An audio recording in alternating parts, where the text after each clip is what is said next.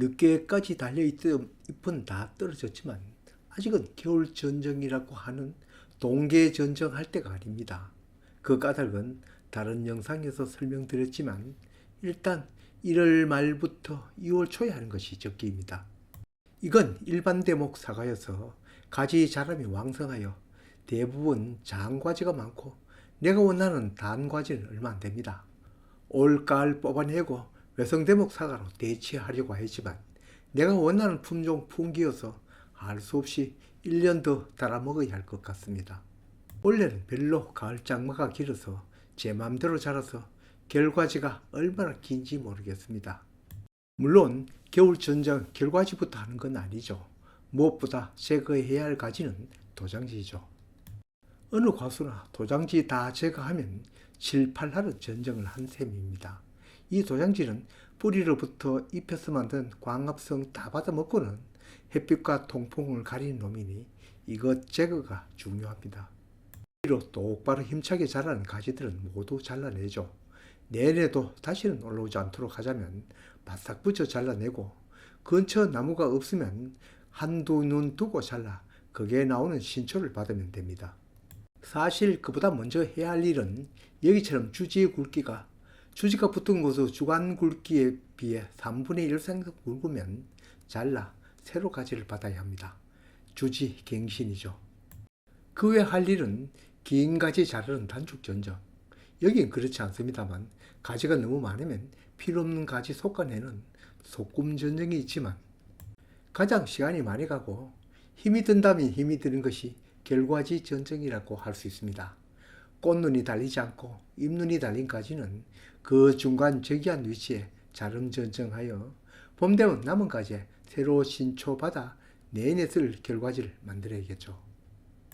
꽃눈 달린 결과지라도 모두 그대로 두고 거기다 제거도 하지 않는다면 탱자만한 사과가 열리겠죠.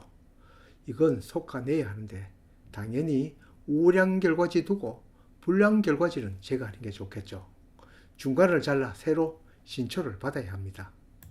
이렇게 하려면 무엇보다 좋은 결과지가 어떤 것이고 불량한 결과지가 어떤 것인지는 구별해야겠죠. 사과 재배를 안 해보신 분은 이보다 먼저 결과지를 알아야겠죠. 여기 표시한 곳이 봄 되면 꽃 피고 사과가 달릴 꽃눈입니다. 이처럼 꽃눈이 달린 가지를 결과지라고 합니다. 봄이 되면 바로 이런 탐스런 화방으로 이루어진 꽃을 피웁니다. 이 중 한 개만 결실시켜 키웁니다. 꽃눈이 여기처럼 한 뼘도 넘는 긴 가지에 달린 결과지를 장과지라고 하는데 가지가 길수록 좋은 열매가 안 열리고 짧은 결과지일수록 좋은 결과지라고 하는데 이건 일반적인 얘기입니다. 꽃눈은 보통 지난 봄에 나온 가지 끝에 달리는데 이처럼 손가락 한마디도 안 되는 짧은 곳에 또 열립니다. 얕든 길든 짧든 가지 끝에 열립니다. 그러니까 여기 만지는 이게 모두 꽃눈 달린 결과지들입니다. 복숭아 결과지보단 사뭇 다른 꽃눈이고 결과지 모습입니다. 사과로 다른 가수보단 꽃눈 형성이 어렵습니다. 대신 달린 열매는 잘 떨어지지 않습니다. 그렇지만 이 가지 끝은 면봉 끝처럼 맺힌 것이 없습니다. 이건 잎눈입니다. 여기에 연장하여 가지를 길게 키울 필요 없습니다. 저기한 중간 자리에 잘라내는 자름 전정을 합니다. 다음 이 가지, 가지가 얼마나 긴지 한 마리나 됩니다. 끝을 살펴볼까요? 면봉처럼 생긴 꽃눈은 달려 있습니다. 이런 결과지는 양분 수속로가 길어 좋은 사과 안 열립니다. 잘 안 냅니다. 여기는 외성사과나무입니다. 여기는 자람이 약하기 때문에 가지가 짧습니다. 단과지들이죠. 단과지라고 다 좋은 결과지는 아닙니다.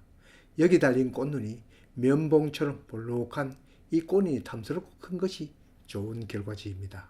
이들 꽃눈은 작년 7, 8월에 형성된 것인데 그 이후로 꽃 필 때까지 자꾸 커지는데 욕심 같아서는 더 컸으면 합니다.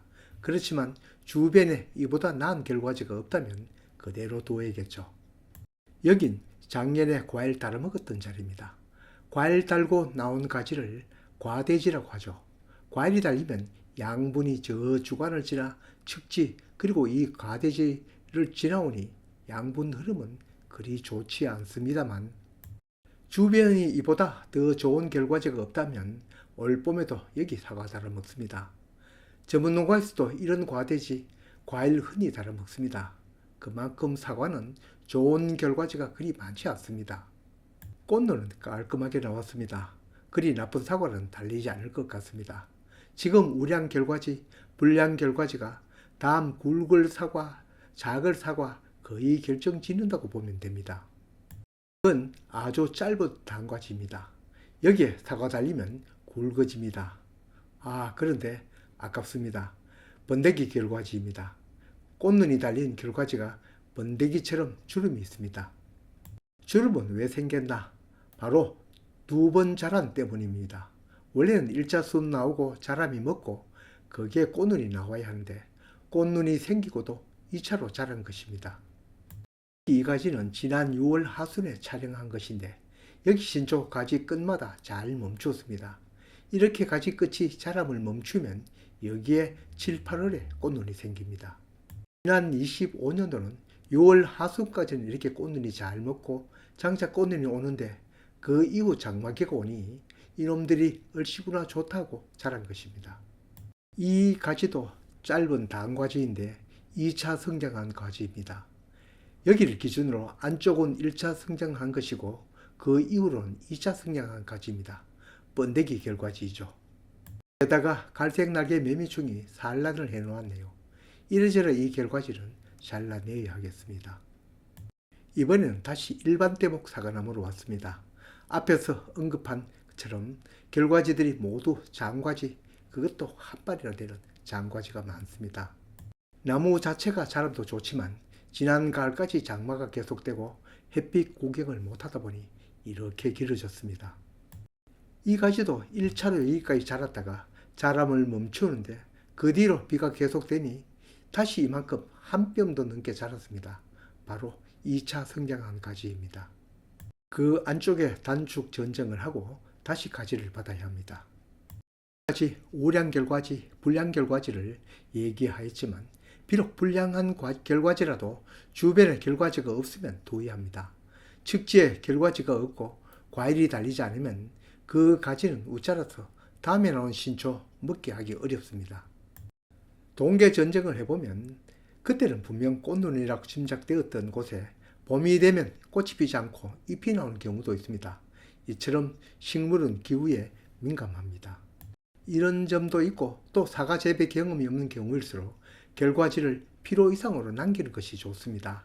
그러다가 봄이 되어 사과꽃이 필 때 한 화방에 너댓게 많게는 6개의 우량한 꽃이 피는 결과지는 두고 그렇지 않고 2, 3개의 꽃이 피는 결과지는 주변에 다른 결과지가 있으면 잘라냅니다. 이 점이 바로 전문 사과 농장과 텃밭 농장의 차이라고 할 수 있습니다. 어쨌든 우량한 꽃눈이 달린 결과지가 아니라면 꽃도 불량하게 피고 열매도 볼품없는 것이 달립니다. 이 뒤로는 아무리 좋은 영양제 먹이고 온 동네 꿀이 매달려도 나쁜 결과지는 좋은 사과가 달리지 않습니다.